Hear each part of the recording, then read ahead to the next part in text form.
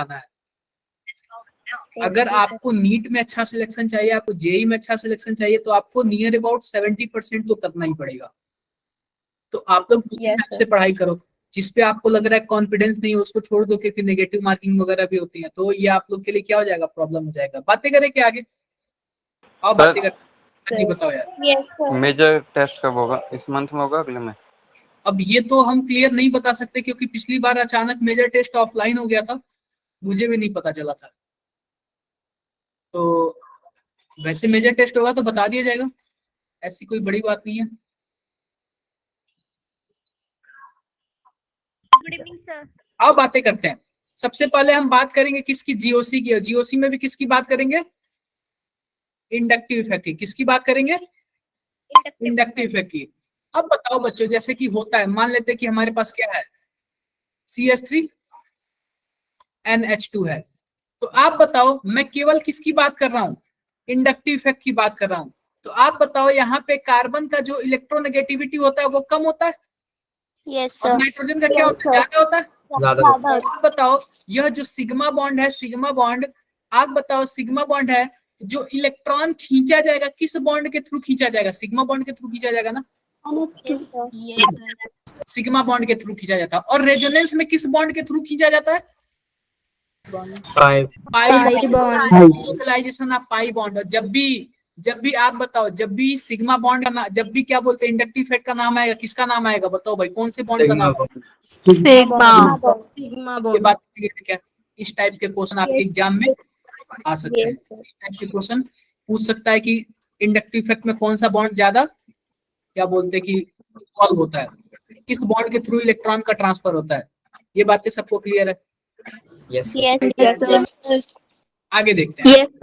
अब देखो, अब होता क्या है, जैसे कि मानो यही इंडक्टिव इफेक्ट, यही इसमें अगर इंडक्टिव इफेक्ट लगेगा, तो जैसे कि कार्बन, नाइट्रोजन जो है मोर इलेक्ट्रोनेगेटिव एटम है, मोर इलेक्ट्रोनेगेटिव एटम है, तो इस पे डेल्टा माइनस आ जाएगा। देखो एक होता है ना, और इस पे कार्बन पे आ जाएगा डेल्टा प्लस। एक होता है कंप्लीट माइनस, देखो एक होता है कंप्लीट माइनस।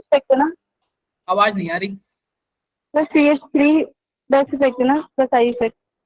हाँ, प्लस आई इफेक्ट। तो देखो एक बात मैं आपको और बताता हूँ, एक होता है कंप्लीट माइनस चार्ज, जैसे कि मान लो मैंने CH3 पे प्लस लिख दिया और NH2 पे माइनस लिख दिया, यह होता है complete minus charge. Complete minus charge कब आता है, जब बॉन्ड टूटते हैं, पूरा इलेक्ट्रॉन चला जाता है। जब बॉन्ड टूट जाते हैं, जब बॉन्ड टूट जाएगा तो CH3 पे क्या आ जाएगा, प्लस आ जाएगा, और NH2 पे क्या आ जाएगा, माइनस।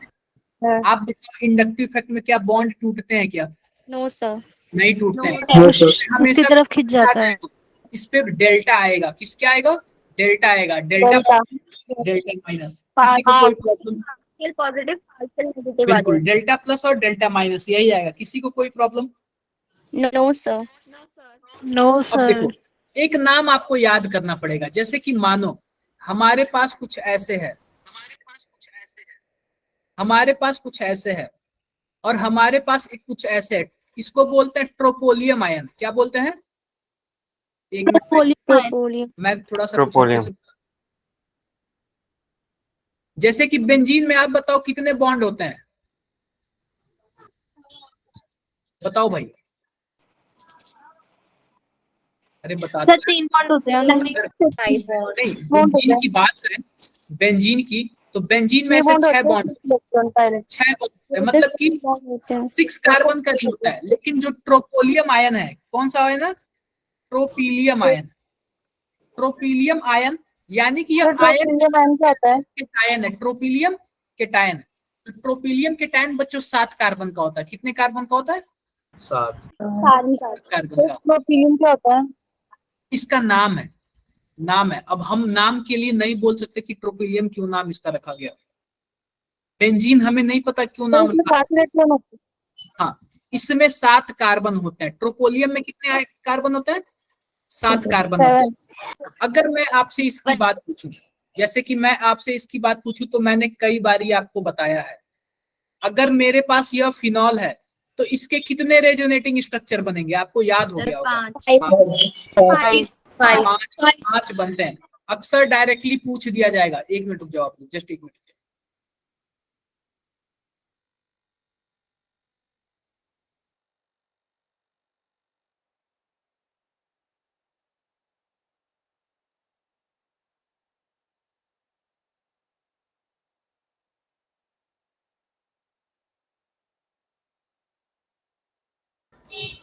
हाँ, तो ये डायरेक्टली आपसे पूछ लिया जाएगा कि फिनॉल में कितने रेजोनेटिंग स्ट्रक्चर बनेंगे। इसी तरीके से ट्रोपोलियम में भी पूछा जा सकता है कितने रेजोनेटिंग स्ट्रक्चर बनेंगे। कोई बना के बता दे यार कितने बन रहे हैं। कोई कॉपी पेन लेके बैठा है, बताओ भाई। Yes sir. Yes sir. तो क्या इसका आप बना के बता सकते हो कितने रेजोनेटिंग स्ट्रक्चर बन रहा है? Yes sir. हाँ, कोई ऐसा है बता दो भाई। हाँ जी बताओ ममता। सर पीछे वाली स्लाइड दिखा दो सर।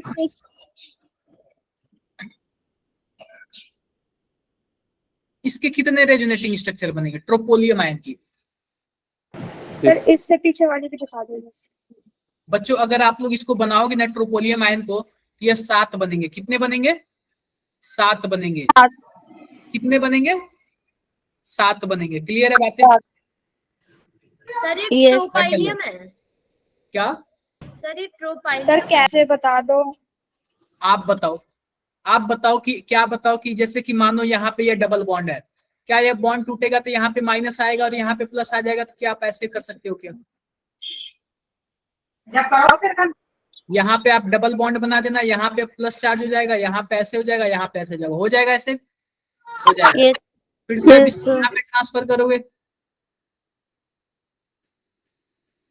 तो क्या यहाँ पे प्लस चार्ज आ जाएगा और यहाँ पे डबल बॉन्ड आ जाएगा, यहाँ पे डबल बॉन्ड आ जाएगा, यहाँ पे डबल बॉन्ड आ जाएगा, ऐसे होगा। फिर से आप इसको यहाँ पे ट्रांसफर करोगे कि नहीं करोगे? यस जब Yes, साथ करोगे ना तो आपका ये वाला स्ट्रक्चर फिर से आ जाएगा। तो टोटल कितने रेजोनेटिंग स्ट्रक्चर बनते हैं? 7। क्या बातें आपको रट लेनी है? आपको क्या करना है? रट लेना है। क्लियर है बातें? Yes sir. अब देखो, अब जैसे कि हमारे पास कुछ एक क्वेश्चन है। क्वेश्चन क्या है कि हमारे पास है ब्यूटा, नाम देखना, ब्यूटा 1 2 3 ट्राइइन, 1 2 3 ट्राइइन, ऐसे कुछ हमारे पास नाम है। यस और बोला यह है कि इसका कौन सा रेजोनेटिंग स्ट्रक्चर पॉसिबल नहीं है। तो हमारे पास एक चीज दिया हुआ है, CH2 C triple bond C single bond CH2 plus और यहाँ पे है माइनस। यह हमारे पास पहला ऑप्शन है, यह हमारे पास पहला ऑप्शन है। बात करें दूसरे ऑप्शन की तो कुछ इस प्रकार दिया हुआ है, CH2 double bond C double bond C double bond CH2। ये नाम क्या है? Buta 1 2 3 diene. यस, तीसरा ऑप्शन देखो सर फर्स्ट ऑप्शन में कार्बन कार्बन के बीच में ट्रिपल बॉन्ड है। हाँ मैं बता रहा हूँ कैसे है। CH2 C triple bond C CH2 minus. और चौथा ऑप्शन देखो, चौथा ऑप्शन कुछ इस प्रकार है, CH2 single bond C single bond CH2, कुछ ऐसे है। अब देखो बच्चों होता क्या है, जिसमें कार्बन कार्बन के बीच ऐसे बॉन्ड होता है किसी को हम लोग क्या बोलते हैं? एलिन्स बोलते हैं। एलिन्स क्या बोलते हैं? एलिन्स। क्या मैंने आप लोग को ये एलिन्स के बारे में बताया था थोड़ा बहुत? Yes sir. कभी ना कभी तो बताया होगा। Yes sir. बताया था। तो यह पूछ रहा है कि इनमें से कौन इसका रेजोनेटिंग स्ट्रक्चर नहीं है। तो सबसे पहले तो हम यही बनाएंगे कि 1 3 ब्यूटा ट्राइइन होता क्या है। तो इसको बनाने के लिए सबसे पहले हम ब्यूटेन 4 कार्बन बनाएंगे। आपको पता है वर्ड रूट हमारे यहाँ तो 4 कार्बन है और Yes. पहले दूसरे और तीसरे कार्बन के बीच क्या है? Sir double bond. Double bond है। तो पहले कार्बन के बीच, दूसरे कार्बन के बीच और तीसरे कार्बन के बीच डबल बॉन्ड बना रहे। बाकी सब वैलेंसी किससे कंप्लीट करूंगा? हाइड्रोजन से। अब देखो, अब इसका हमें रेजोनेटिंग स्ट्रक्चर बनाना है। तो दूसरा वाला तो फिक्स है। क्लियर है बात है? दूसरा वाला यस। अगर यह डबल बॉन्ड इधर शिफ्ट होता है, यह वाला इधर शिफ्ट होगा और यह वाला इधर शिफ्ट होगा। क्या Yes, कुछ sir. ऐसे बना लेगा क्या? यहाँ पे प्लस आ जाएगा, यहाँ पे सिंगल बॉन्ड। अब देखो क्या होता है। अब देखो ये बताओ किसके पास ट्रिपल बॉन्ड आएगा, ये बताओ भाई। सर 4। क्या? थर्ड और फोर्थ के बीच में। देखो थर्ड और फोर्थ के सर बीच नहीं, यहाँ पे तो नहीं आएगा। सेकंड और थर्ड वाले के बीच ट्रिपल बॉन्ड आएगा। आप लोग कॉपी पे करके देख रहे हो क्या कैसे हो रहा है? Yes sir. Yes sir. Second और थर्ड के बीच कौन सा बॉन्ड आएगा?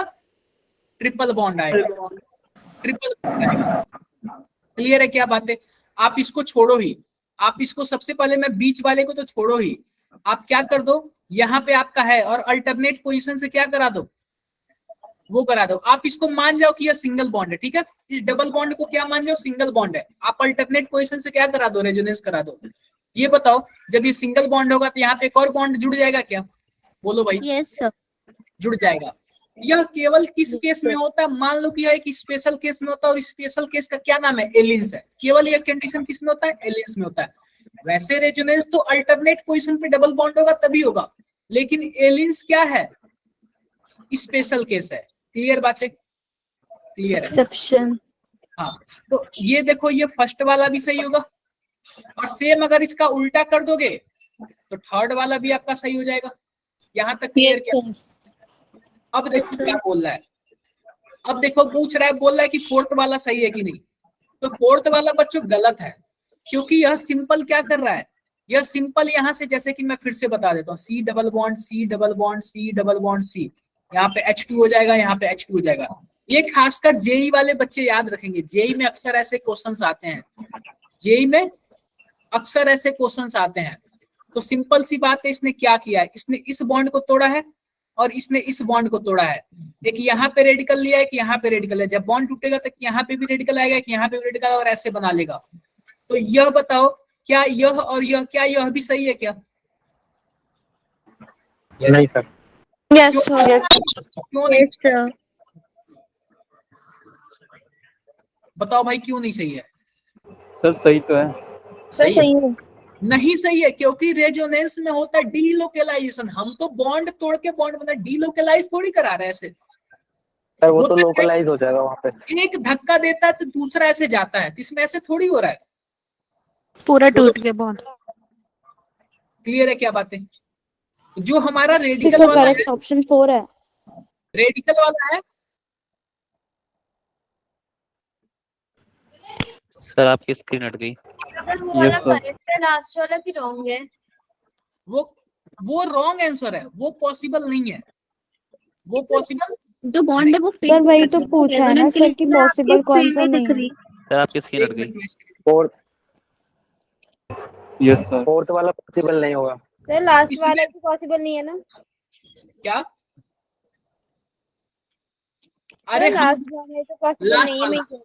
हम रेजोनेटिंग स्ट्रक्चर की बात कर रहे हैं। आप बताओ रेजोनेटिंग स्ट्रक्चर का क्या मतलब होता है? Delocalisation of pi electron.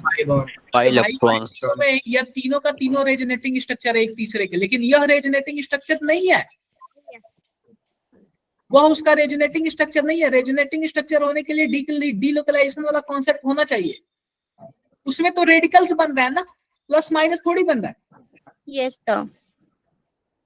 तो अगर मानो रेजोनेटिंग स्ट्रक्चर बनाता, जैसे कि मानो हमारे पास बेंजीन है, बेंजीन के दो ही रेजोनेटिंग स्ट्रक्चर पॉसिबल है, एक ऐसे और एक ऐसे। क्या ऐसे दोनों पॉसिबल है? क्या पॉसिबल है?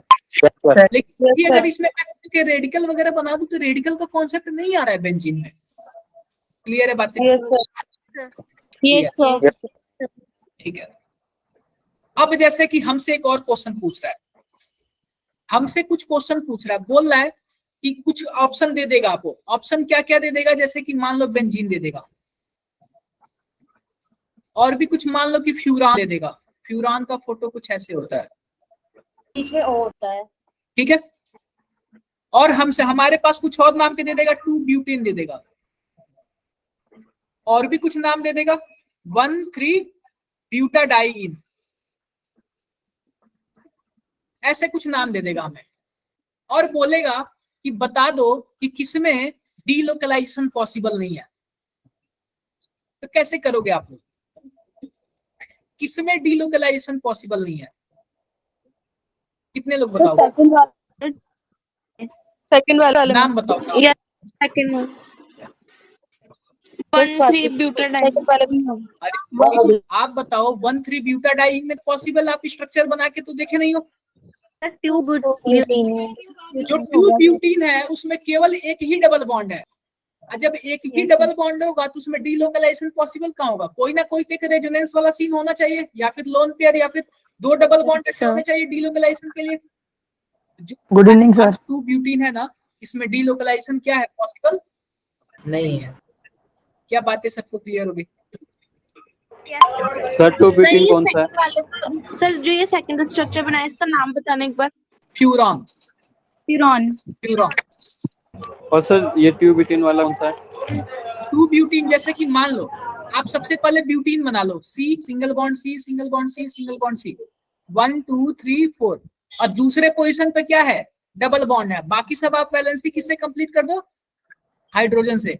आप बताओ कि क्या इसमें डीलोकलाइजेशन पॉसिबल है क्या जब एक ही डबल बॉन्ड है तो? No sir. No sir. नहीं सर। तो ऐसे ऐसे क्वेश्चन आ सकते हैं, और खासकर ऐसे ऐसे क्वेश्चन किस में आते हैं, जेई में आते हैं। किस में आते हैं, जेई में आते हैं। प्रॉब्लम किसी को? No sir. No sir.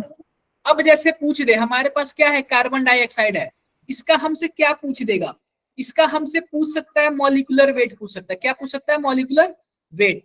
और आपको पता है बच्चों मॉलिक्यूलर वेट एएमयू होता है, तो कार्बन डाइऑक्साइड का मॉलिक्यूलर वेट कितना हो जाएगा, 44 होगा एएमयू। एएमयू यूनिट, यहाँ पे 44 ग्राम भी देगा और 44 एएमयू भी देगा, तो आपको टिक किस पे लगाना है, एएमयू। एएमयू। एएमयू पे। तो ये सर AMU। मतलब कैंसिल हो गए ना एएमयू तो।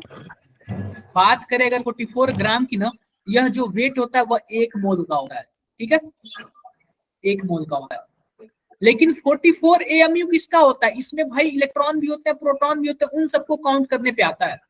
लेकिन जो तो सर करेक्ट एएमयू वाला होगा ना? एएमयू वाला होगा, एएमयू वाला होगा। क्या बातें क्लियर है क्या सबको? Yes sir. किसी को डाउट है? No sir. सर ग्राम वाला क्यों नहीं ले सकते? क्या?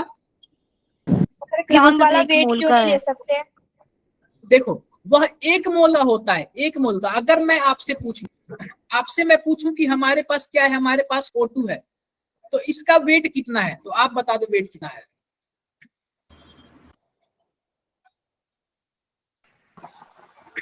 सर। सर 32 ग्राम। एएमयू। AMU। हमने कैसे चेक किया, क्योंकि एक ऑक्सीजन में 8 प्रोटॉन होते हैं, 8 इसमें भी प्रोटॉन होंगे, और इसमें 8 न्यूट्रॉन होते हैं, और इसमें भी 8 न्यूट्रॉन होंगे, तो इन सबको जोड़ने पे आया है 32 एएमयू। 32 एएमयू सर 2 है तो 2 से लेकिन मल्टीप्लाई। नहीं 16 लेगा तब तो 30। 16 वही अगर मैं बोल दूंगा 1 मोल O2, तो जब मैं 1 मोल बोलूंगा तो उसमें आपको कंसीडर क्या करना है, आपको 32 ग्राम कंसीडर करना है। आप शायद पढ़े होगे, आप शायद इसको स्टार्टिंग में पढ़े होगे कि कैसे होता है। Yes sir. ग्राम बाई मोल, बिल्कुल। यस या सर। मैं कैलकुलेट करके बता भी देता हूँ कैसे आया। Molar mass. सिंपल सी बात है यार, सिंपल सी बात है। आप बताओ अगर मैं बात करूंगा किसकी मोल की बात करूंगा, 1 मोल की बात करूंगा, तो यहाँ पे हमारे पास 32 एएमयू है। बोलो भाई, अगर हम O2 की बात करूंगा तो O2 का वेट कितना है, 32 एएमयू। अगर मैं 1 मोल O2 की बात करूंगा तो क्या मैं 32 को किससे मल्टीप्लाई करूंगा, 6.023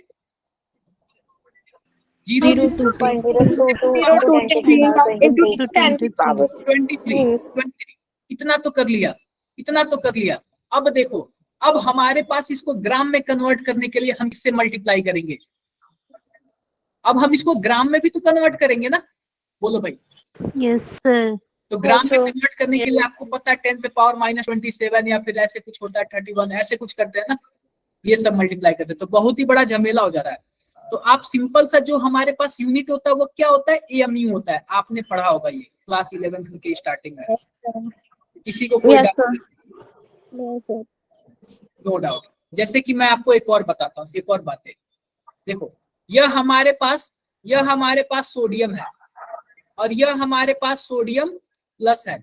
अगर मैं इसके रेडियस की बात करूं तो R1 है, इसके रेडियस की बात करूं तो R2 है, तो दोनों में से किसका रेडियस बड़ा है?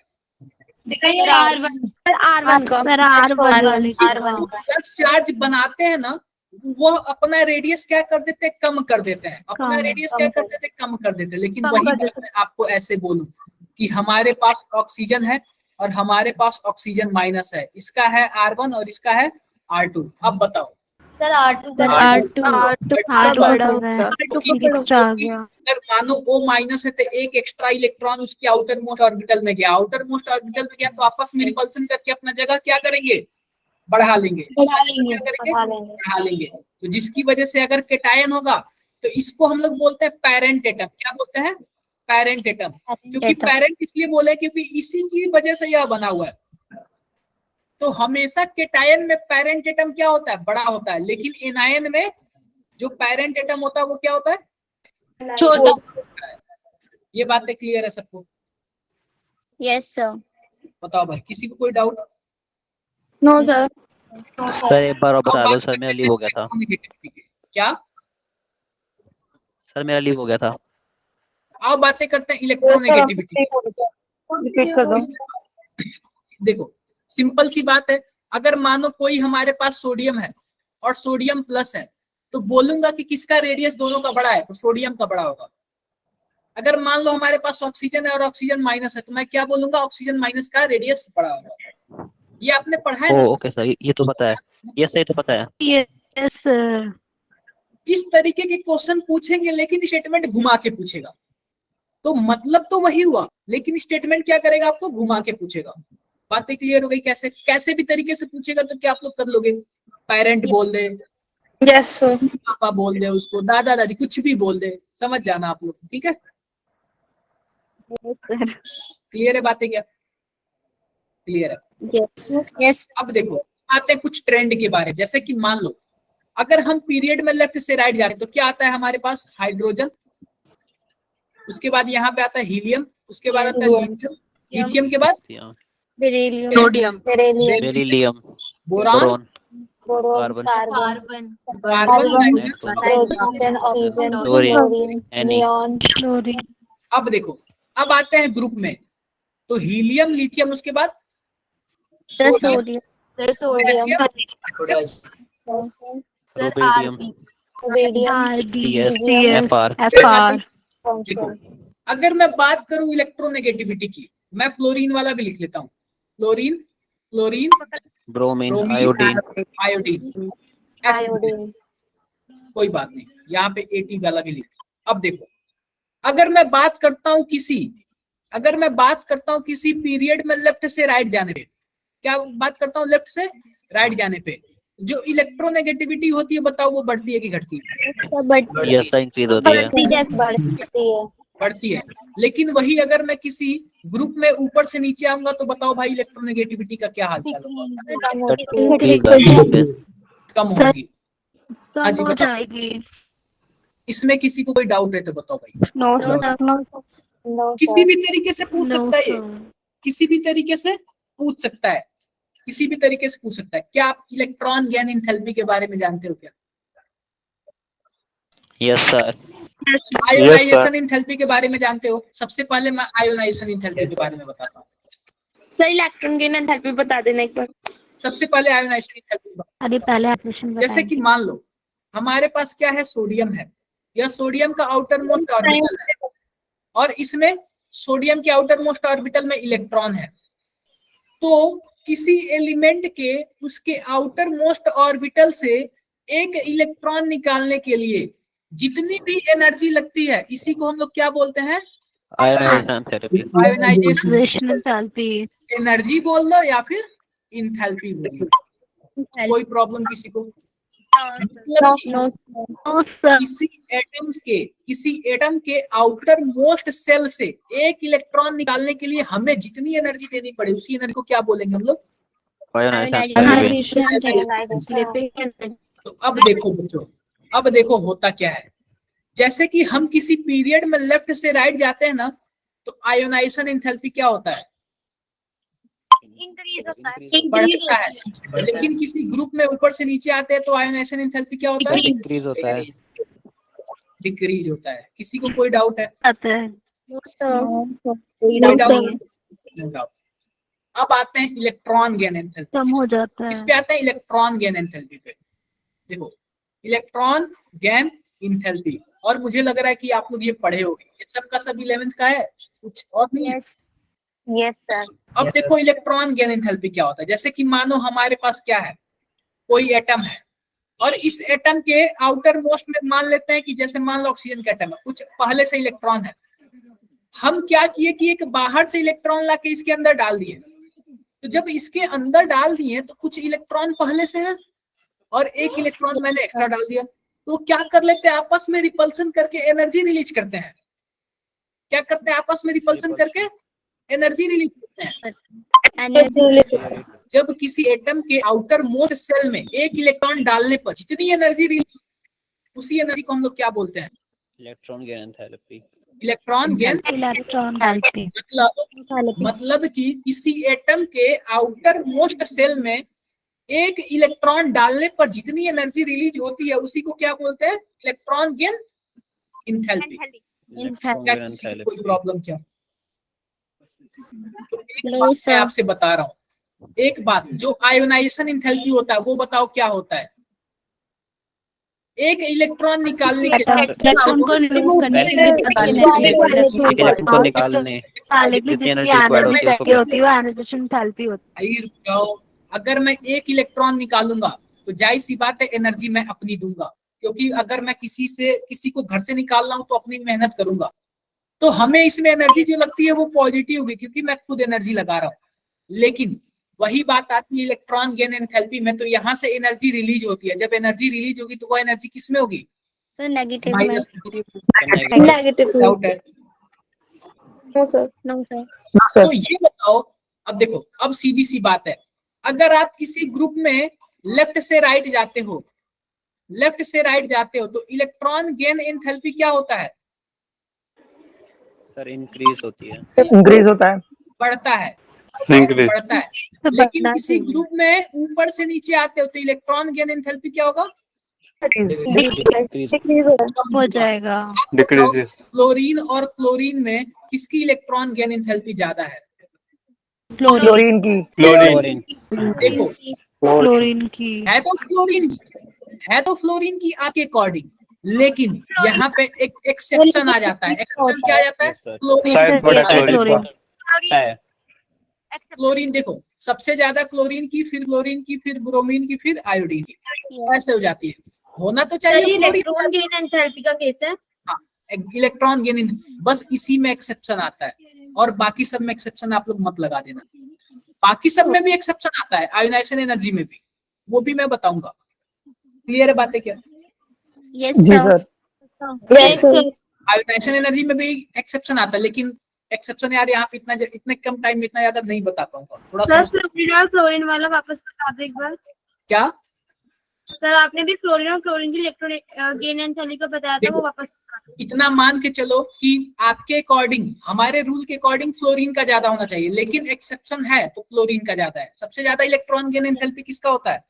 क्लोरीन का। अगर मैं आपको कुछ एटम दे दूं, कुछ एटम जैसे कि मानो ऑक्सीजन दे दिया, सल्फर दे दिया, क्लोरीन दे दिया और क्लोरीन दे दिया, इसको बोल दिया फर्स्ट, इसको बोल दिया सेकंड, इसको बोल दिया थर्ड और इसको बोल दिया फोर्थ, तो मैं पूछ रहा हूँ कि इलेक्ट्रॉन गेन एंथैल्पी का ऑर्डर बता दो भाई, किसका इलेक्ट्रॉन गेन एंथैल्पी ज्यादा होगा? Sir chlorine. क्लोरीन का फिक्स है, क्लोरीन का तो फिक्स है, फिर फ्लोरीन का फिक्स है। ऑक्सीजन के नीचे कौन आता है? सल्फर। बताओ सल्फर। नीचे पहले आने पे ऑक्सीजन कौन आता है? सर पहले ऑक्सीजन आएगा। पहले ऑक्सीजन फिर सल्फर। क्या बोल रहे हो? सर पहले ऑक्सीजन आएगा, ऑक्सीजन की ज्यादा होगी। देखो, आना चाहिए तो ऑक्सीजन का, लेकिन इसमें भी एक्सेप्शन हो जाता है, तो सल्फर का ज्यादा आता है, फिर ऑक्सीजन का। हाँ जी बताओ। सर मेरा लीव हो गया था, समझा दो पीरियोडिक टेबल वाला। सीधी सी बात है, सबसे ज्यादा क्लोरीन की, फिर क्लोरीन की, क्योंकि आपको पता है कि इसमें एक्सेप्शन वाला केस है, लेकिन सेम एक्सेप्शन ऑक्सीजन वाले केस में भी होता है। पहले सल्फर का होगा फिर ऑक्सीजन। फिर नाइट्रोजन। पीरियोडिक टेबल वाला समझा रहे थे, वो समझा दो। पीरियोडिक टेबल आपको याद करना पड़ेगा यार, याद करना पड़ेगा। हाँ जी बताओ यार। सर ये किसका है? इलेक्ट्रॉन गेन एंथैल्पी का है। क्लोरीन इलेक्ट्रॉन गेन एंथैल्पी का है, इलेक्ट्रॉन गेन एंथैल्पी का है। सर जो ऑक्सीजन वाली सीरीज है सर, उसमें भी एक्सेप्शन होता है क्या? ऑक्सीजन वाली series sir across the period electron gain enthalpy increase होती है। हाँ इंक्रीज होती है, और ऊपर से नीचे आने पे डिक्रीज होती है, लेकिन दूसरे और तीसरे पीरियड में एक्सेप्शन वाला केस चलता है। जैसे कि फ्लोरीन का ज्यादा होना चाहिए, लेकिन क्लोरीन का, ऑक्सीजन का ज्यादा होना चाहिए, लेकिन सल्फर का है। ठीक है, क्लियर है क्या बातें? ये अक्सर जेई में क्वेश्चन आते हैं इस टाइप के, ठीक है, जेई में अक्सर क्वेश्चन आते हैं, तो जेई वाले एकदम ध्यान से लिखना ये सब, जेई वाले एकदम में भी आता है। से पढ़ना, तो जेई में अक्सर ज्यादा क्वेश्चन। ठीक है, अगला देखते हैं। ये सब्जेक्टिव भी आ जाते हैं स्कूल में। अगला मान लो हमारे पास, सर किसी म्यूट कर ले।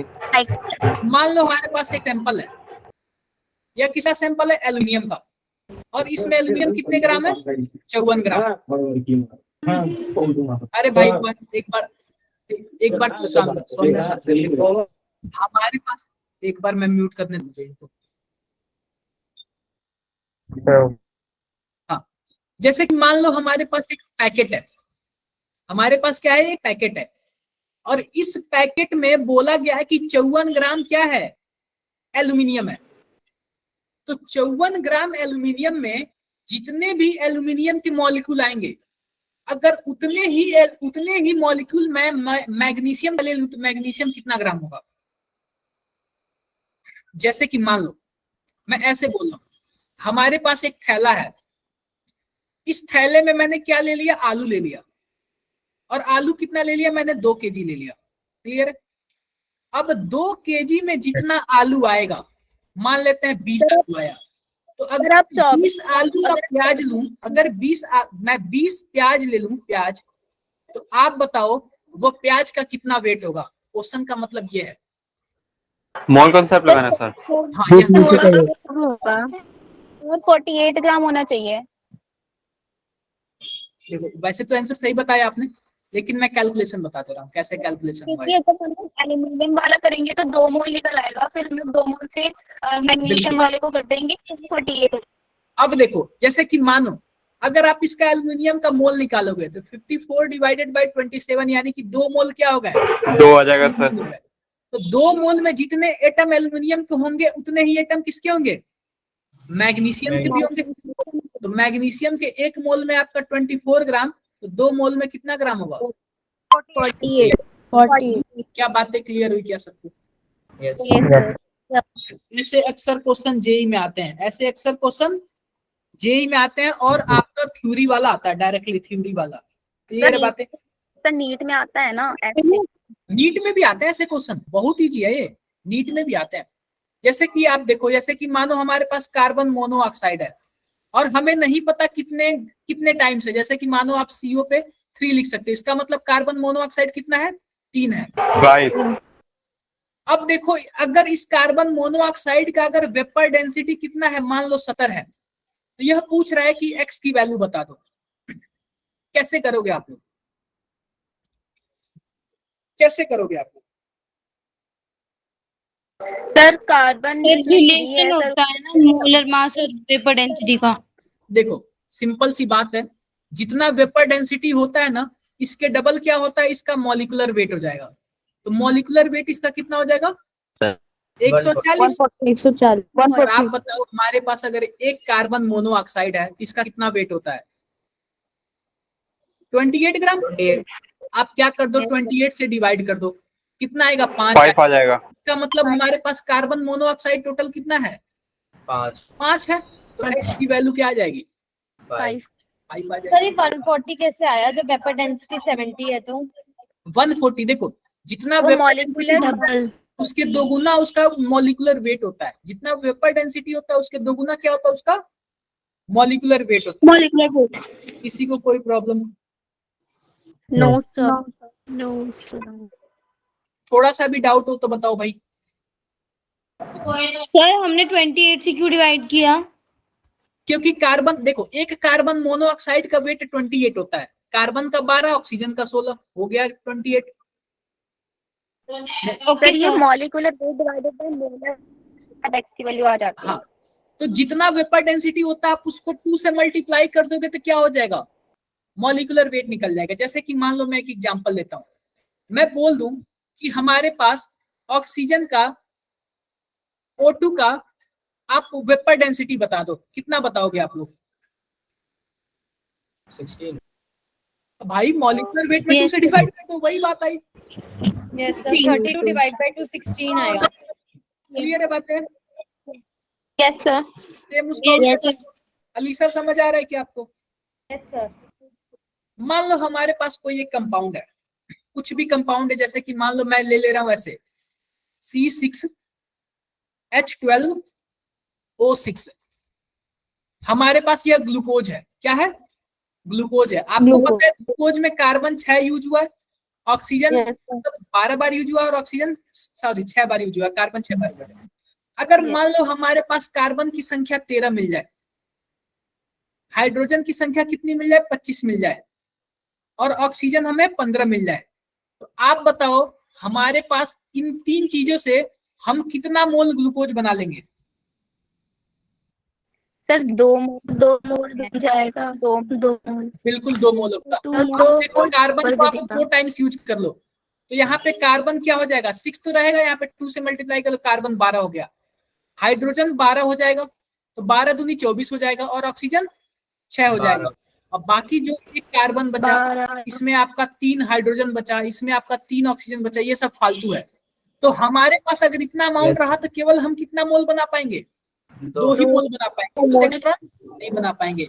और जितना एक्स्ट्रा है हम उसको बाहर फेंक देंगे। जैसे कि मान लो आप लोग कपड़ा सिलवाने वगैरह से जाते हो, स्कूल वगैरह ड्रेस सिलवाते हो, तो उसमें से आपने मान लो कि 1 मीटर 2 मीटर जो भी ड्रेस ले लिया, तो उसमें से क्या होता है? कुछ एक्स्ट्रा भी तो बचते हैं ना, थोड़ा बहुत, उसको तो फेंक दिया जाता है, उसको तो उसमें काउंट नहीं करते। तो मान लो उसको फेंक दिया गया, हमें जितना बनाना है हम उतना बनाएंगे। क्लियर है क्या बात है? Yes sir. ऐसे तो सिंपल करेंगे ना कि मतलब कितना फिट हो सकता है, कोई ऐसा फॉर्मूला थोड़ी है ना। अरे भाई तो आप बताओ, जैसे कि मान लो हम वगैरह शर्ट वगैरह सिलवाने आते थे, 1 मीटर के आसपास, 1 मीटर या 2 मीटर ऐसे कुछ आसपास लगता था, तो इजेक्टिव मेरा भी साइज कितना है, और मेरे से कोई थोड़ा सा 1 इंच भी छोटा होगा, उसके लिए भी 2 मीटर ही लगेंगे, 2 मीटर ही लगेंगे। तो ये बताओ, लेकिन उसके में एक्स्ट्रा कुछ निकलेगा कि नहीं निकलेगा? जो सर थोड़ा बहुत तो बच जाता है। बच जाता है, जाहिर सी बात है, उसको फेंक दिया जाता है। मानो इसमें कुछ बच गया, फेंक दो भाई। क्लियर है क्या बात है? Yes yes sir. यस। आओ क्वेश्चन बताता हूँ, कुछ अब बायो वालों के लिए बता देता हूँ, ठीक है? जैसे कि मान लो हमारे पास कुछ ऐसे है, यहाँ पे क्लोरीन है, यहाँ पे कुछ ऐसे है CH2, और यहाँ पे क्लोरीन है। तीसरा एग्जांपल देख लो, CH3 CH CH3, और यहाँ पे हमारे पास क्लोरीन है। और चौथा हमारे पास कुछ इस टाइप का है, CH3 CH2 और यहाँ पे क्लोरीन। इसको मैं फर्स्ट बोल दूं, इसको मैं सेकंड बोल दूं, इसको मैं थर्ड बोल दूं, और इसको मैं फोर्थ बोल दूं। तो मैं ये आपसे पूछना चाहता हूं कि कौन से पोजीशन पे जो न्यूक्लियोफाइल है बहुत अच्छे से अटैक करेगा, कौन से नंबर पे? सर 4 वाले। देखो न्यूक्लियोफाइल वहां पे अटैक करेगा जहां पॉजिटिव बनने की संभावना हो, और पॉजिटिव बनने के बाद वह पॉजिटिव स्टेबल भी होना चाहिए। आप बताओ भाई, सेकंड ऑप्शन तो होगा। हमारे थर्ड वाले पे सिंपल सी बात है, जो हमारे पास सेकंड वाला है ना, अगर क्लोरीन को हटा दोगे, क्लोरीन को, तो यहाँ पे जो पॉजिटिव बनेगा, आप बताओ क्या पॉजिटिव रेजोनेंस की वजह से स्टेबल है क्या? बाकी किसी भी रेजोनेंस की वजह से स्टेबल नहीं, लेकिन क्या बताओ सेकंड वाले में स्टेबल है क्या? Yes sir. क्या आपने SN1 SN2 पढ़ रखा है? बताओ भाई, बायो वाले SN1 SN2 पढ़ रखे हो? तो आप बताओ, मान लो कि यह SN1 रिएक्शन है, जब SN1 रिएक्शन होगा तो उसमें कार्बोकेटाइन बनेगा, क्योंकि भाई SN1 में क्या होता है? Nucleophilic substitution reaction. तो न्यूक्लियोफाइल आएगा तो कार्बोकेटाइन बनेगा, और जब कार्बोकेटाइन बनेगा तो उस कार्बोकेटाइन को स्टेबल भी होना चाहिए। जाहिर सी दूसरे के अलावा कोई भी स्टेबल नहीं कर सकता। और किसमें लीस्ट स्टेबल होगा? किसमें न्यूक्लियोफाइल जाना ही नहीं चाहेगा?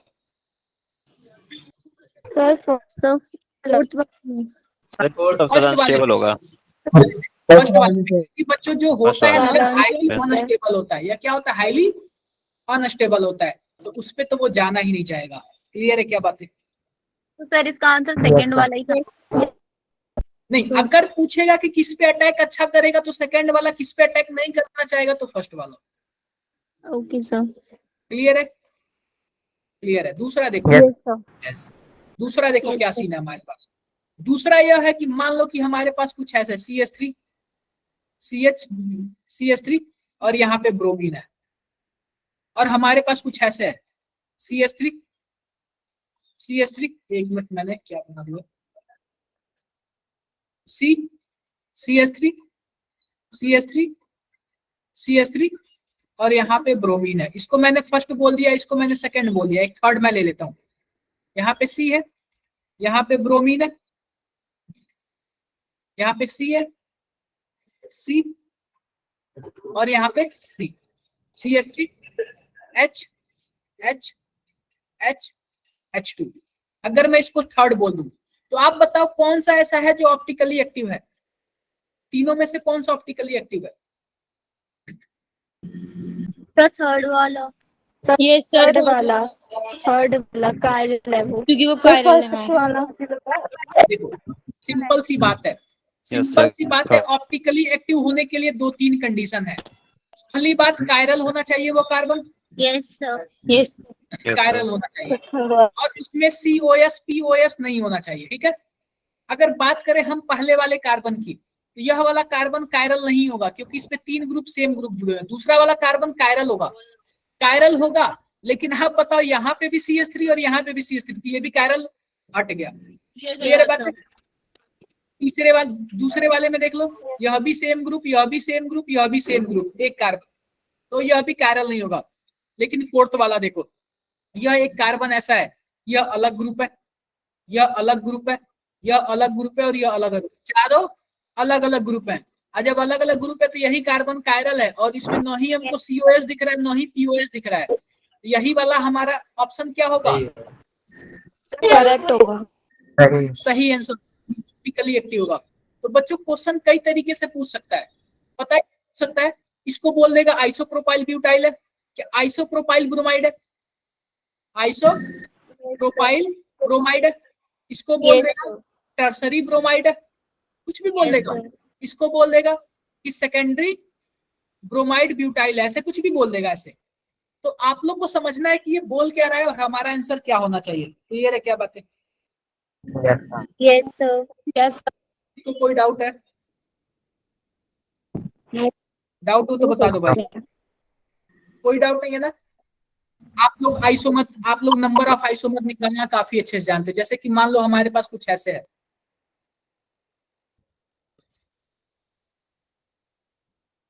आप बता दो इसमें नंबर ऑफ आइसोमर कितने हैं? 4। सर 2 कार्बन है, 2 पे बिल्कुल यार, 4 दो होंगे। कार्बन है तो 2 पे पावर n, वही क्या हो जाएगा? 4 हो जाएगा। वही क्या हो जाएगा? एक और मैं आपको ऐसे दे दूं, यहाँ पे मैं क्लोरीन लिख दूं और यहाँ पे मैं कुछ ऐसे लिख दूं, क्लोरीन, ब्रोमीन और क्लोरीन। आप बताओ कौन सा आइसोमर है दोनों? सेकंड। कौन सा आइसोमर? इन सेंस आइसोमर का नाम क्या है? चैन आइसोमर है, पोजीशन आइसोमर है, फंक्शनल आइसोमर है, कौन सा आइसोमर है? Linkage. सर पोजीशन सिंपल सी बात है, आइसोमर है। क्लोरीन का पोजीशन पहले यहाँ पे पोजीशन उसका चेंज हो गया, तो जिसकी वजह से पोजीशन आइसोमर होगा। क्लियर है क्या बातें? Yes sir. मैं आपसे एक और बात बोला था, अगर मान लो हमारे पास S- हो और O- हो तो अच्छा न्यूक्लियोफाइल कौन होगा? ये मैं पिछले रिवीजन क्लास में आपसे पूछा था। Sir S minus. अच्छा न्यूक्लियोफाइल वही होगा जो अपना माइनस चार्ज का यूज करेगा, मतलब माइनस चार्ज किसी पे जाके अटैक करेगा। आप बताओ हमारे पास सल्फर है और ऑक्सीजन है, तो दोनों में से अटैक करने के लिए कौन जा सकता है? तब सल्फर वाला देखो, ऑक्सीजन इसलिए नहीं जाएगा कि ऑक्सीजन मोर इलेक्ट्रोनेगेटिव एटम है, वो अपने माइनस चार्ज को अपने पास रखना चाहेगा। जाएगा कौन? सल्फर। जब सल्फर जाएगा तो यह क्या होगा? अच्छा न्यूक्लियोफाइल होगा।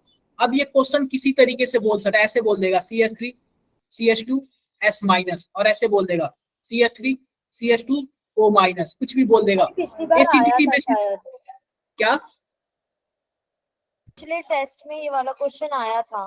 किसी भी तरीके से ऐसे भी दे सकता है आपको। यहाँ पे CH2, यहाँ पे S माइनस बोल देगा, ऐसे भी कंपेयर कर देगा, यहाँ पे CH2, यहाँ पे O माइनस बोल देगा, तो भी आंसर यही होगा। मैंने आपको एक जनरल क्वेश्चन बता दिया, अब आपको समझना है क्वेश्चन किसी भी तरीके का है, आपको क्या करना है, मैनेज करना है। क्लियर है बातें?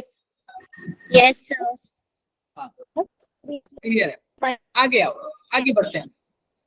जैसे कि मान लो हमारे पास कुछ क्वेश्चन है, क्वेश्चन क्या है, जैसे कि देखो हमारे पास क्या है, जैसे कि मान लो हमने ऐसे लिख दिया, यहाँ पे कर दिया CH3 और यहाँ पे CH2 CH3 और यहाँ पे CH CH3 CH3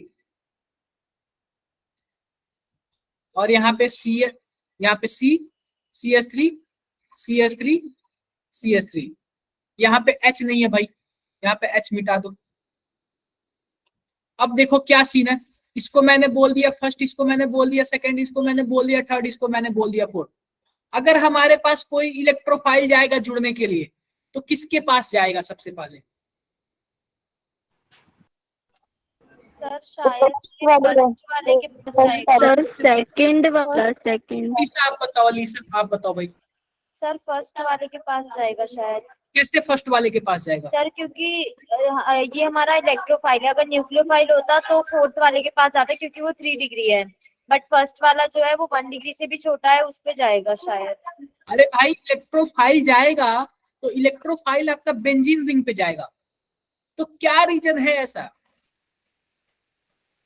सर ये जो फोर्थ वाला है इसमें ये 3 डिग्री मतलब टर्शियरी कार्बन बना, तो और ये CH3 ग्रुप लगे हुए हैं, तो सर ये इसको ऑलरेडी इलेक्ट्रॉन्स वगैरह मतलब डोनेट करेंगे, तो ये स्टेबल रह सकता है ज्यादा देर तक। कोई अरे यार यहाँ पे कार्बोकेट देखो, सिंपल सी बात है, अगर मान लो कोई इलेक्ट्रोफाइल जाएगा तो जाहिर सी बात है वो आर्थो पोजीशन पे जाएगा या फिर पैरा पोजीशन पे जाएगा। क्या आपने यही पढ़ा है ना? बोलो भाई। Yes sir. तो क्या कॉन्सेप्ट लगा रहे हो आप लोग? मुझे तो आपका कॉन्सेप्ट ही नहीं समझ आ रहा है। सर फोर्थ पे जाएगा क्योंकि CH3 जो है वो प्लस आई लगाएगा और मतलब इलेक्ट्रॉन डोनेट करेगा, और फोर्थ और पैरा पे सबसे ज्यादा नेगेटिव चार्ज आएगा। देखो ये वाला कॉन्सेप्ट फिर भी कुछ समझ आया है, इस टाइप का कॉन्सेप्ट, लेकिन क्या सीन है आप बताओ? इसके पास 3 अल्फा हाइड्रोजन, इसके पास 3 अल्फा हाइड्रोजन है, हर एक अल्फा हाइड्रोजन निकलेगा तो यहाँ पे माइनस चार्ज बनाएगा, तो अंदर इलेक्ट्रॉन देगा, एक बार आर्थो पे माइनस लाएगा और एक बार पैरा पे। अब देखो दूसरे वाले में केवल 2 ही अल्फा हाइड्रोजन है, यह भी आर्थो और पैरा पे माइनस लाएगा, लेकिन पहले वाले के कंपैरिजन में कम लाएगा, पहले वाले में 3 है, और तीसरे में तो केवल 1 ही अल्फा हाइड्रोजन है, और फोर्थ में तो कोई है ही नहीं। यस सर, है ही नहीं इसमें। तो इलेक्ट्रोफाइल पहले पे जुड़ेगा, फिर दूसरे पे, फिर तीसरे पे, फिर चौथे पे, इस तरीके का ऑर्डर होगा। और आप लोग ना देखो, बताओ सही बात है, लेकिन कॉन्सेप्ट और रीजन एकदम क्लियर रखो, एकदम सही रखो। क्लियर है क्या बात है? क्या आप लोग आइसो इलेक्ट्रॉनिक स्पेसीज का मतलब जानते हो क्या होता है? यस सर, जिनमें इलेक्ट्रॉन के नंबर सेम होते हैं तो आइसो इलेक्ट्रॉनिक होता है। अगर मान लो हमारे पास कोई ऑर्गेनिक कंपाउंड, हमारे पास कोई ऑर्गेनिक कंपाउंड है, उसका मोलर मास कितना है? 60 है, मोलर मास उसका 60 है, कोई ऑर्गेनिक कंपाउंड है। उस ऑर्गेनिक कंपाउंड में कार्बन बच्चों कितने हैं? 40% है, हाइड्रोजन बच्चों 6.66% है, और बाकी जो बचा वो क्या है? ऑक्सीजन है। तो अगर इसका 40% कार्बन है, 6% हाइड्रोजन है और बाकी सब बचा ऑक्सीजन है, और उसका मोलर मास 60 दे दिया, तो आप उसका बता दो क्या कंपाउंड होगा वो? क्या कंपाउंड होगा? क्वेश्चन रिपीट करोगे एक बार? क्वेश्चन यही बोल रहा हूँ कि हमारे पास एक और, मान लो मेरे हाथ में ऑर्गेनिक कंपाउंड है, इस ऑर्गेनिक कंपाउंड में जो कार्बन है 40% कार्बन से मिलकर बना है, 6% हाइड्रोजन से मिलकर बना है, और बाकी जितना परसेंट मिलकर बचा है वो ऑक्सीजन से मिलकर बना है। अगर इसका मॉलिक्यूलर वेट 60 है तो आप बता दो कि इस कंपाउंड का मतलब फॉर्मूला क्या है? फॉर्मूला क्या होगा इसका? सर एक मिनट क्वेश्चन बहुत इजी है सर 15। 15%। सर एक बार क्वेश्चन दोबारा समझा दीजिए। 15%। क्वेश्चन में यही बता रहा हूँ कि मान लो कि हमारे पास यह एक ऑर्गेनिक कंपाउंड है, ठीक है, हाथ में जो मेरे दिख रहा है। अब इसमें ये जो कंपाउंड बना है इसमें 40% कार्बन का कंट्रीब्यूशन है, 6% ऑक्सीजन का कंट्रीब्यूशन है और बाकी जितना परसेंट बचा वो ऑक्सीजन का कंट्रीब्यूशन है। 53.34 होगा। अरे भाई मैं वो नहीं पूछ रहा हूँ, मैं ये पूछ रहा हूँ कि मॉलिक्यूलर वेट बताओ, सॉरी मॉलिक्यूलर फॉर्मूला बताओ। अच्छा ओके। मॉलिक्यूलर फॉर्मूला बताओ। कैलकुलेशन तो है थोड़ा सा। मॉलिक्यूलर C2H5 मैं बता देता हूँ क्योंकि थोड़ा सा टाइम कम है और मुझे 2-3 क्वेश्चन आपको और बताने, ठीक है। C2H5 हो सकते हैं क्या? क्या बोल रहे हो? देखो C2H5 मान लो कि हमारे पास जो एक ऑर्गेनिक कंपाउंड है C4H3O4। मॉलिक्यूलर मास अलग चीज होती है। मान लो कि ये कंपाउंड कितने ग्राम है, 100 ग्राम है। मान लेते हैं कितना ग्राम है, 100 ग्राम है। जब 100 ग्राम होगा तो कितने ग्राम कार्बन होगा, 40 ग्राम होगा। कितने ग्राम हाइड्रोजन होगा, 6.66। तो आप बताओ ऑक्सीजन के लिए कितना बचा, 53.34 ऐसे बचा ना। Yes sir. ऐसे बचा। तो आप इन सब का मोल निकाल लो भाई। ऑक्सीजन का इसका मोल निकालोगे तो आप 12 से डिवाइड करना पड़ेगा। हाइड्रोजन का मोल निकालोगे 12 से डिवाइड करने का, ऑक्सीजन के लिए 16 से डिवाइड करना पड़ेगा। आप बताओ कितना मोल आएगा ये, बताओ भाई। 3.8 सर फर्स्ट में 3 पॉइंट समथिंग आएगा। अरे बताओ क्लियर बताओ, 3 पॉइंट समथिंग की बात मत करो सर 3.33 आएगा। 3.3 आएगा। और ये वाला होगा 6.66 और यह कितना होगा 3.33। अब देखो डिवाइड कर तो कार्बन का मोल इतना आ गया और हाइड्रोजन का मोल इतना आ गया और ऑक्सीजन का मोल इतना आ गया। अब जो सबसे कम है उसी से डिवाइड कर दो तीनों में। तो कार्बन की वैल्यू सबसे कम है तो आप इसी में क्या कर दो, तीनों से डिवाइड कर दो सेम नंबर से। यह बताओ कार्बन का मोल कितना आ गया ओवरऑल, 1 आ गया। हाइड्रोजन का कितना आ गया, 2 आ गया। ऑक्सीजन का कितना आ गया, 1 आ गया। तो इसका जो एम्पिरिकल फॉर्मूला बनेगा C1H2O बनेगा और इसका मॉलिक्यूलर वेट 60 दिया है। तो आप बताओ इसका एम्पिरिकल फॉर्मूला वेट कितना हो जाएगा, 12 + 2 + 16 कितना आएगा, 28। कितना आएगा, 30। 12 2 14 30 आएगा। यानी इसका एम्पिरिकल फॉर्मूला का वेट 30 आया तो आप 30 से डिवाइड कर दो, यहाँ पे 2 आ गया और में 2 से मल्टीप्लाई कर दो भाई, आपका आंसर C2H2O2।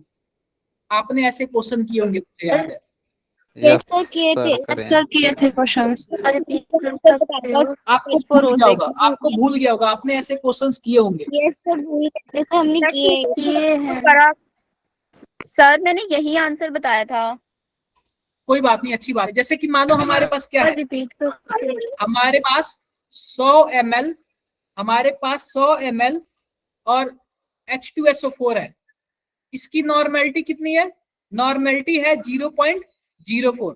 तो आप लोग बता दो कि इसमें कितने मॉलिक्यूल होंगे, कितने मॉलिक्यूल होंगे आप बताओ भाई, कौन बताएगा। सर क्वेश्चन रिपीट करना। हमारे पास एक डब्बा है, उसमें मैंने 100 ml उसका जो क्या बोलते हैं नॉर्मेलिटी है 0.04 H2SO4 ले लिया। तो आप बताओ कितने मॉलिक्यूल होंगे H2SO4 के, बताओ। क्या मैं बताता हूँ, सबसे पहले नॉर्मेलिटी का फॉर्मूला, नॉर्मेलिटी बराबर क्या होता है, W/EV। अब नॉर्मेलिटी कितना दिया, 0.04 दिया है। इसका वेट हमें नहीं पता है तो वेट के लिए आप क्या कर दो, क्वेश्चन मार्क कर दो या फिर क्वेश्चन मार्क कर दो, ठीक है। और यहाँ पे ई का क्या मतलब है, इक्विवेलेंट वेट। इक्विवेलेंट वेट होता है कि आप H2SO4 का मॉलिक्यूलर वेट निकाल दो 98 और डिवाइड कर दो इसके मॉलिक्यूलरिटी से जो कि 2 होता है, यानी इक्विवेलेंट वेट कितना आ गया, 49। तो ये बताओ आपको कितना दिया, 100 ml दिया। 100 ml को आप लीटर में कन्वर्ट कर लो, क्या आ जाएगा, 0.1 आ जाएगा। 0.1। ये बताओ W की वैल्यू कितनी आएगी, 0.04 × 49 इंटू 0.1 बताओ भाई कितनी आई बताओ। 0.196 0.196 ये आ गई वेट। अब आप इसमें क्या कर दो 98 से मल्टीप्लाई कर दो तो आपको क्या निकल जाएगा मोल मोल निकल जाएगा। भाई वेट में मॉलिक्यूलर वेट से डिवाइड करोगे तो उसका मोल निकल जाएगा। और जब मोल निकल जाएगा तो आपको क्या करना है 6.023 इंटू 10⁻23 से मल्टीप्लाई तो क्या आप पता करोगे तो क्या आपको निकल जाएगा क्या ओवर ऑल। Yes sir. बताओ भाई किसी को 98 के साथ 98 के साथ सर। H2SO4 का मॉलिक्यूलर वेट निकालना। H2 का 2 हो जाएगा सर। यस सर, आ गया। कितना होता है बताओ भाई 54 ऑक्सीजन का कितना होता है 16 चौको 64 यानी 64। 64 आप इसको ऐड करोगे तो 98 आएगा। सर यहाँ पे 0.1 से मल्टीप्लाई सर इसको इनटू करने पे 1.18 समथिंग आ रहा है। क्या बोल रहे हो सर इसका आंसर आएगा 0.12046 इंटू 10 की सर पावर। इसमें जब आपने इसे 98 से डिवाइड करा तो ये मोल में आया है। अब इसको मॉलिक्यूल निकालने मोल। के लिए 6.023 इंटू 10⁻23 से मल्टीप्लाई करेंगे ना फिर divide। मॉलिक्यूल निकल जाएगा। मल्टीप्लाई करेंगे ना मोल में हमेशा मल्टीप्लाई करते तो मॉलिक्यूल निकलता है।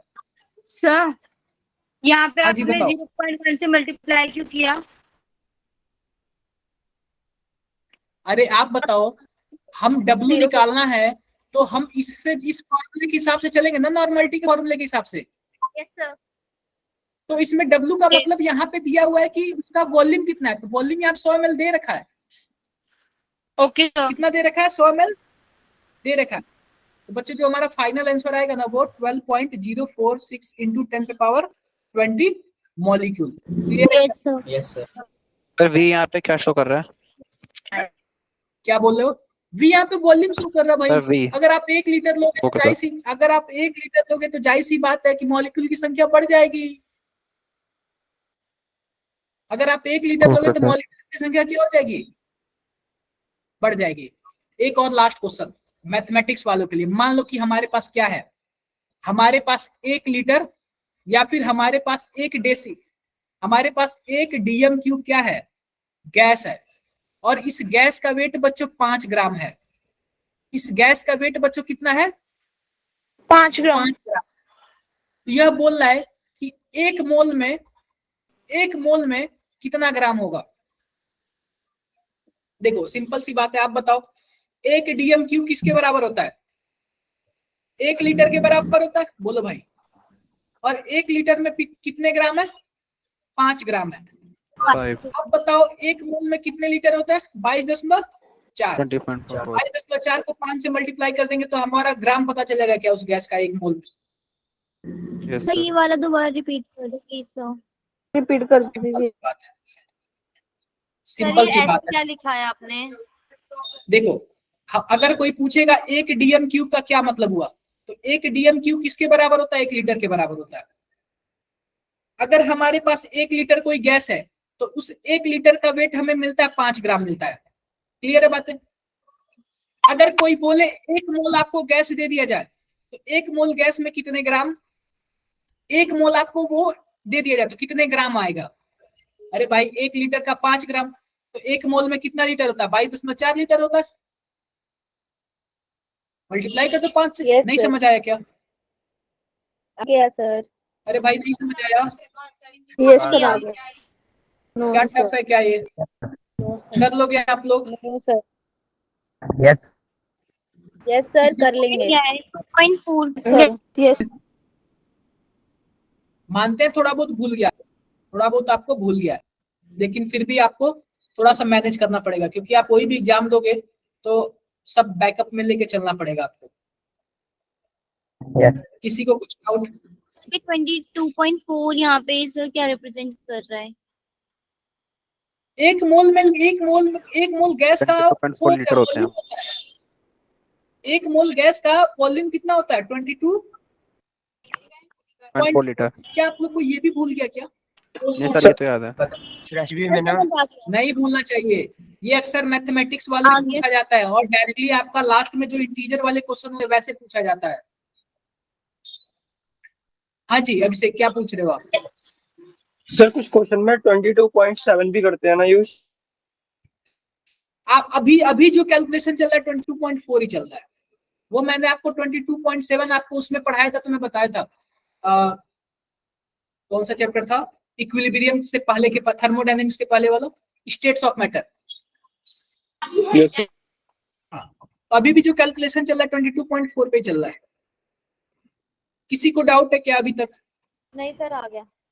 नो किसी को कुछ पूछना है? और भाई देखो सिंपल सी बात है, आप लोग से यही है कि एग्जाम सबको देने हैं और अच्छे मार्क्स लाने हैं, क्योंकि इस बार अगर आप लोग भी खराब करोगे ना तो बहुत ही बेकार होगा सबके लिए। तो कम से कम 70% ईच सब्जेक्ट में लाना है। ईच सब्जेक्ट यानी केमिस्ट्री में कम से कम 70% स्कोर करना है आप लोग को। कैसे भी करो आप लोग 70% स्कोर करना है, चाहे मैथ वाले हो या फिर बायो वाले हो, दोनों के लिए कंपलसरी है। मैथ वालों का पेपर थोड़ा सा टफ होता है, लेकिन इतना भी टफ नहीं होता कि कर नहीं पाओगे आप लोग। जो टफ क्वेश्चन होते हैं वो मैंने बता दिया, और आप लोग को ज्यादातर आता भी है, आप लोग को ज्यादातर आता भी है, बस आप लोग प्रैक्टिस नहीं करते हो। और कभी भी ऑर्गेनिक पढ़ना यार, कॉपी पेन लेके पढ़ना, वैसे मत पढ़ना फिर। Yes sir. हाँ जी, किसको क्या पूछना है? जितना मैंने रिवीजन कराया, जिसको डाउट हो पूछ लो। बाकी स्टार्टिंग में इसको क्वेश्चन पूछना है, आप एक बार फर्स्ट से क्वेश्चन खोलोगे? क्या बोल रहे हो सर स्टार्टिंग के क्वेश्चन वो आपने थोड़े जल्दी जल्दी कराए थे ना। एक बार मैं उस एम्पिरिकल फॉर्मूले वाले में आपको तो फर्स्ट डिवाइड करा वाले से था। खोल दो। अच्छा एम्पिरिकल फॉर्मूला वाला, सिंपल सी बात है, मैं बताता हूँ क्या होता है एम्पिरिकल फॉर्मूला। जैसे कि मानो हमारे पास कुछ ऐसे दिया हो, C2H6 दिया हो, तो इसका जो मिनिमम रेशियो होता है ना वही एम्पिरिकल फॉर्मूला होता है। इसका मिनिमम रेशियो हम CH3 लिख सकते हैं। तो यह जो CH3 क्या होगा? एम्पिरिकल फॉर्मूला होगा। क्या होगा? एम्पिरिकल फॉर्मूला होगा। C2H6 क्या होगा? मॉलिक्यूलर फॉर्मूला होगा। मॉलिक्यूलर फॉर्मूला होगा। अगर मैं आपसे वही पूछूं C3H6N6, इसका एम्पिरिकल फॉर्मूला क्या होगा? CH2N2। C6H6 का एम्पिरिकल फॉर्मूला क्या होगा? CH। C2H2 का एम्पिरिकल फॉर्मूला क्या होगा? CH। कभी भी याद रखना, एम्पिरिकल फॉर्मूला सेम हो सकता है किसी दो कंपाउंड का, लेकिन मॉलिक्यूलर फॉर्मूला सेम नहीं होता है। Yes sir. सर मॉलिक्यूलरिटी क्या होती है? क्या पूछ रहे हो? सर रिवीजन क्लास हो गई, मतलब आप पढ़ा दिया? नहीं, रिवीजन क्लासेस हो गई, जिसको जाना वो जा सकता है। सर मुझे एक क्वेश्चन आज ही पूछो। सर मॉलिक्यूलर आरिबा पूछो एक बार। सर एक बार मॉलिक्यूलरिटी बता दो। मॉलिक्यूलरिटी केमिकल काइनेटिक्स का है, यहाँ पे कहाँ से कर पूछ रहे हो आप? सर आप स्टार्टिंग वाले पेजेस खोल दो, मेरे को उसमें पूछना है, फर्स्ट वाले पेज। एकदम आरिबा, ये ना मॉलिक्यूलरिटी ना काइनेटिक्स का है। अभी जब उसका रिवीजन होगा तो बताएंगे। सर ये स्टार्टिंग में जो आपने जीओसी के बताए थे ना 2-3, वो बता दो, क्योंकि उसमें ना मतलब आप बहुत जल्दी जल्दी करा रहे थे तो समझ नहीं आया था। क्या पूछने वाली से बताओ भाई। सर इसमें जो starting एम्पिरिकल में फॉर्मूला 2-3 दो question कंपाउंड का आपने सेम बताए हो थे। सकता है, बट मॉलिक्यूलर फॉर्मूला दो कंपाउंड का सेम नहीं हो सकता। नहीं, किसी का मॉलिक्यूलर फॉर्मूला और एम्पिरिकल फॉर्मूला भी सेम हो सकता है। जैसे कि मानो हमारे पास कुछ ऐसे है CH4। अब बताओ भाई, इसका जो मॉलिक्यूलर फॉर्मूला वही इसका एम्पिरिकल फॉर्मूला, क्या यह इससे भी सिंपल हो सकता है क्या? No sir. नहीं हो सकता। यही इसका मॉलिक्यूलर फॉर्मूला, यही इसका empirical formula. Okay sir. Empirical formula तो आधा रेशियो होता है। इसी का क्या पूछ रहे हो आप? सर अटेंडेंस चैट बॉक्स में लिख दो या ना लिखो, आज तो ज्यादा कोई जरूरी नहीं है। वैसे आरिबा आप बताओ, सैली आप बताओ। सर कुछ नहीं। सैली आप बताओ क्या पूछ रहे हो? Sir good night. तो क्वेश्चन आ सकी एम्पिरिकल फार्मूला दिया और मॉलिक्यूलर फार्मूला पूछे आता है? बिल्कुल पूछ सकता है यार। एम्पिरिकल फॉर्मूला दिया, देखो जैसे कि मानो हमारे पास मान लो C6H6 है, ठीक है, C6H6 है, और हमारे पास इसका जो एम्पिरिकल फॉर्मूला होगा CH होगा। तो आपसे पता है, बाय सर। आपसे पता है कैसे पूछेगा कि कोई एक कंपाउंड है जिसका मॉलिक्यूलर वेट 78 है और उसका इंपीरिकल फॉर्मूला क्या है, CH है, तो आप उसका मॉलिक्यूलर फॉर्मूला बता दो। तो आप CH का क्या करोगे, मॉलिक्यूलर वेट निकालोगे, जो कि कितना आएगा, 13 आएगा। आप 13 से इसके मॉलिक्यूलर वेट में डिवाइड कर दोगे, कितना आ जाएगा, 6 टाइम्स में आ जाएगा। तो आप CH को क्या कर दोगे, 6 से मल्टीप्लाई कर दोगे तो C6H6 हो जाएगा। ये सब प्रैक्टिस के ऊपर है, आप लोग जितना प्रैक्टिस करोगे ना सब आते जाएगा, समझ आते जाएगा। सर भूल गए में करा था। हाँ, तो ये आप लोग जितने प्रैक्टिस करोगे भाई उतना ही आते जाएगा, रियलिटी है। सर वहाँ पे 6 से डिवाइड क्यों करा वो बता दो। 6 से डिवाइड कहाँ किया मैंने, 6 से मैंने मल्टीप्लाई किया ना C6H6 में। अच्छा सर ठीक है। मल्टीप्लाई किया। जब तक आप लोग खुद के हाथ से 2-3 क्वेश्चन नहीं लगाओगे ना, थोड़ा सा मुश्किल होगा आप लोग के लिए। खुद के हाथ से 2-3 क्वेश्चन लगाओ। हाँ जी बताओ यार।